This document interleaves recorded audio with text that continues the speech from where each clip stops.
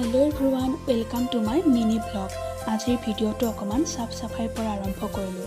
কাৰণটো আপোনালোকে গম পাব যদি হে ভিডিঅ'টো শেষলৈকে চাই থাকে। আমাৰ প্ৰতিগৰাকী ছোৱালী বা মহিলাৰে হওক স্পেশাল দিন বুলি ক'লে ঘৰখন মেইন ন।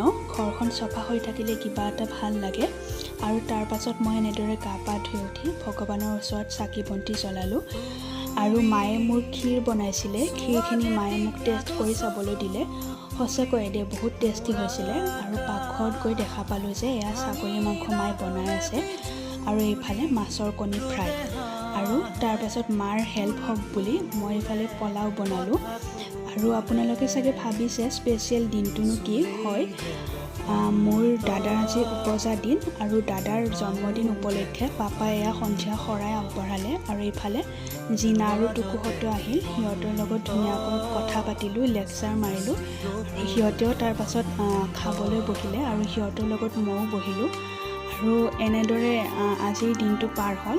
যদি ভিডিঅ'টো ভাল লাগিছে লাইক শ্বেয়াৰ আৰু ছাবস্ক্ৰাইব কৰি দিব।